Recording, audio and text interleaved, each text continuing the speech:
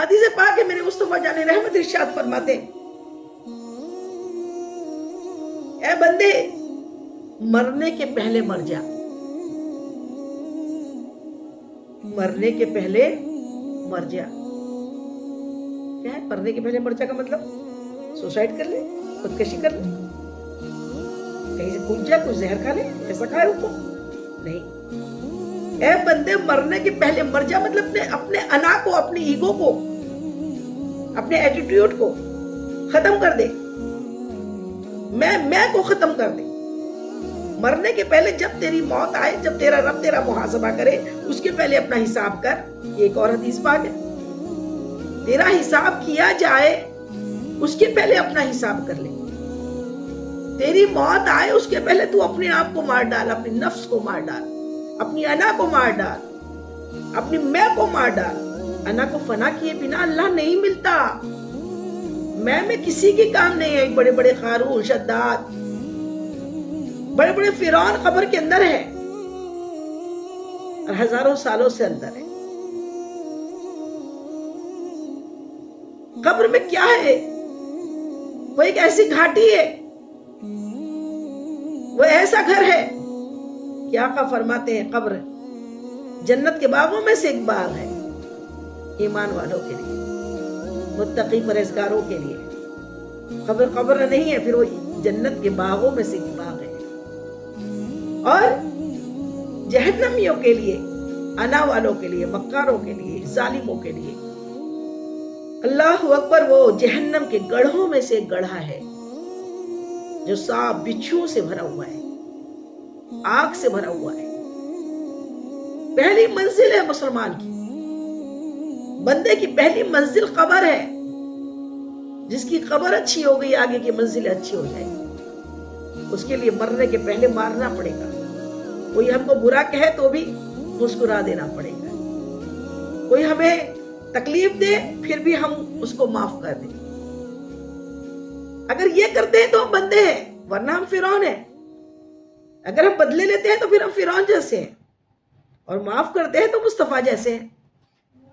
مصطفیٰ کی امتی ہے تو معاف کرنے کا جذبہ اپنے آپ میں پیدا کرے گا۔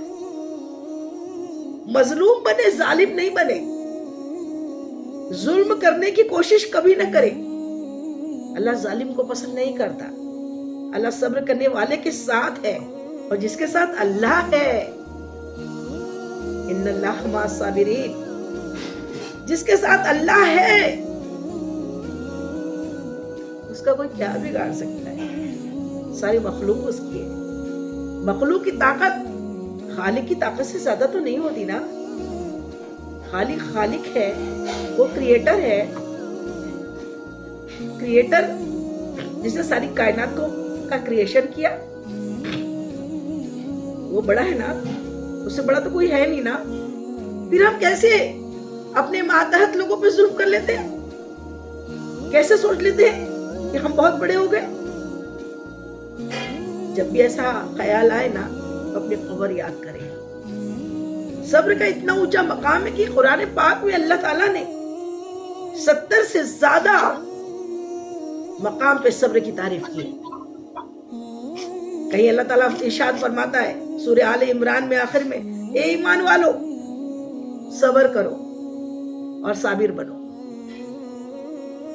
اے ایمان والو کیا کرو؟ صبر کرو اور صابر بنو، صبر والے بنو۔ اللہ اس کے ساتھ ہے جو صبر کرتا ہے۔ مرنے کے پہلے مر جانا کا مطلب اب سمجھ میں آ گیا نا؟ اپنے انا کو مار ڈالنا، اپنے نفس کو کچل دینا، اپنے بدلہ لینے والی پروتی ہوتی ہے، بدلہ لینے والی جو عادت ہوتی ہے اس کو کچل کے رکھ دینا۔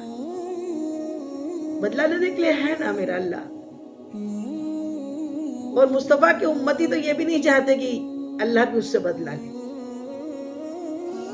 اس سے بدلہ لے کے ہمارا کیا فائدہ ہونے والا ہے بھائی؟ وہ اللہ کی مرضی ہے، اس کو جو کرنا ہے وہ کرے نا۔ بس ہمیں تو معاف کر دے اللہ، اور ہمیں اس دنیا کے فتنے سے بچا لے۔ دشمن کے ساتھ اللہ کیا کر رہا ہے؟ اسے غرق کر رہا ہے، اسے تکلیف دے رہا ہے، تو اس میں میرا کیا فائدہ ہے؟ اس فیلنگ کو زندہ کریں, بہت سکون ملے گا, بہت اچھا لگے گا. یہ فیلنگ مجھ کو جب آتی ہے مجھ کو بڑی خوشی ہوتی ہے. میرا کیا فائدہ, تو اللہ ہی نہ دیکھ لے گا. اور پھر بندے کو معاف کرنے والا بننا ہے. آقا کریم صلی اللہ علیہ وسلم کے ایک صحابی رسول حضرت ابو ذر غفاری رضی اللہ تعالیٰ عنہ, بڑے جلیل القدر صحابی, انہوں نے آقا سے اتنی محبت کی اور ایسی زندگی بسر کی مثال نہیں ملتی. آقا کی ہر نصیحت پہ عمل کیا. ایک مرتبہ اتنی اونچی شخصیت پہ ایک آدمی آپ کو گالیاں دے رہا تھا, آپ کو برا بھلا کہہ رہا تھا. آپ نے جب سنا تو کہا بیٹا ایک گھاٹی سامنے آ رہی ہے, اس میں گر گیا. ایک گھاٹی سامنے آ رہی ہے, اس میں اگر گر گیا تو جو کچھ تو کہہ رہا ہے اس سے زیادہ کا حقدار ہوں, اس سے بھی زیادہ برا ہوں. گھاٹی مطلب قبر, سامنے آنا ہی ہے نا, ہم سب کے سامنے ہے. بیٹا تو جو مجھے گالیاں دے رہا ہے نا, ایک گھاٹی ہے وہ سامنے آ رہی ہے, آنے والی ہے. اگر اس میں گر گیا تو تیرے کہنے سے زیادہ کا حقدار ہوں. جتنا تو برا بول رہا ہے اس سے بھی برا ہوں. اور اگر پار ہو گیا نا اچھے سے, پہلی منزل اچھے سے پار ہو گئی,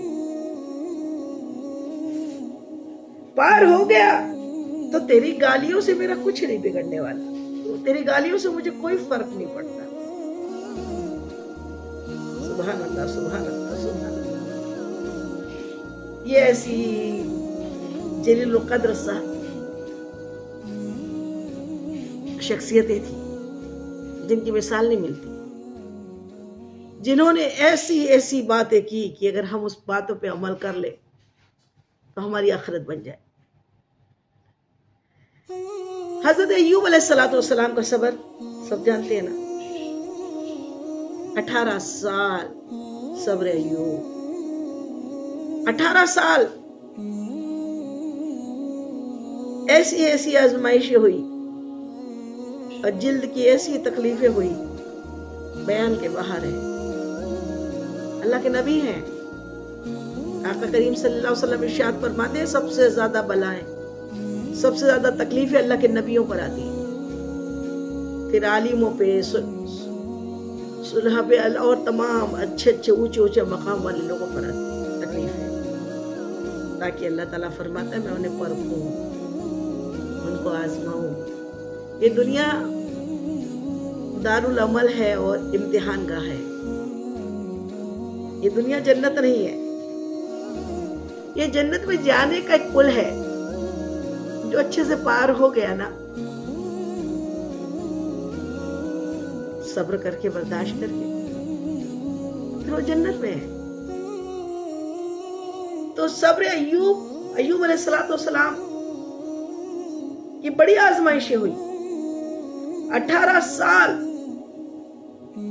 آپ کو شہر سے باہر کر دیا گیا, آپ تکلیفوں میں رہے, آپ کی بیوی آپ کی خدمت کرتی, آپ کے جسم میں پورے گھاؤ ہو گئے, تکلیفیں ہو گئی. اسکین کی بیماری, اسکین کی تکلیف بڑی شدت والی ہوتی, بڑی تکلیف والی ہوتی, لیکن آپ مسکراتے رہتے. بادشاہ تھے, سب بادشاہ ختم ہو گئی. شیطان بار بار کہتے رہا یہ سب ہے نا اس لیے اچھا ہے, یہ سب ہے نا تو اس لیے اچھا ہے, اولادیں نہیں, بادشاہت نہیں, پھر یہاں تک کہ اتنے بیمار شدید کی شہر سے باہر. ایک دن بیوی نے کہا اے میرے سرتاج دعا کیوں نہیں کرتے اللہ سے, اپنی بیماری پہ شفا کے لیے دعا کیوں نہیں کرتے؟ تو بڑا پیارا جواب دیا, کہنے لگے اے میری بیوی صحت کتنے دن رہی؟ کہا 60 سال. صحت تندرست کتنے دن رہا ہوں؟ کہا 60 سال. اور بیماری کتنے سال سے ہوئی؟ 18 سال. تو جب 60 سال ہو جائیں گے تو دعا کر لوں گا. سبحان اللہ سبحان اللہ. یہ صبر ہے. پھر ایک دن جب شفا ہو گئی نا، شفا مل گئی، اللہ آزماتا ہے، پھر شفا ہوتی ہے.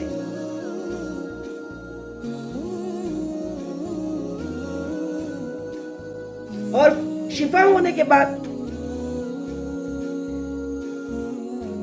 جب شفا ہو گئی تو ایوب علیہ السلام سے آپ کی بیوی نے پوچھا،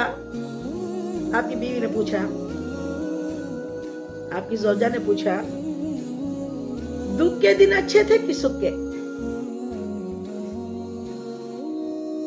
تو آپ نے جواب دیا، دکھ کے دن بڑے اچھے تھے. جب میں بیمار تھا 24 گھنٹے میں ایک بار میرا رب میرا حال پوچھتا تھا.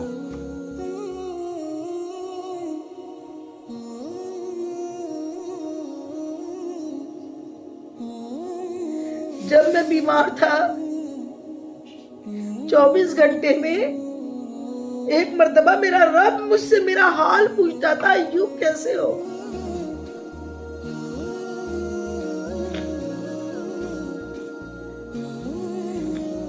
بارہ گھنٹے میرے رب نے میرا حال پوچھا، اس کی خوشی میں گزر جاتے تھے. اور 12 گھنٹے میرا رب میرا حال پوچھے گا اس انتظار میں گزر جاتے تھے. سبحان اللہ.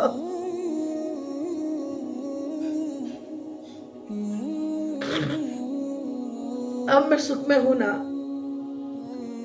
میرا رب میرا حال نہیں پوچھتا، تو یہ دکھ کے دن اچھے تھے،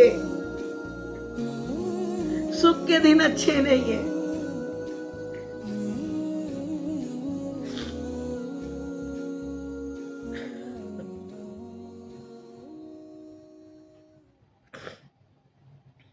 فَإِنَّ مَعَ الْعُسْرِ يُسْرًا إِنَّ مَعَ الْعُسْرِ يُسْرًا. تکلیف کے بعد راحت ہے، بے شک تکلیف کے بعد راحت ہے.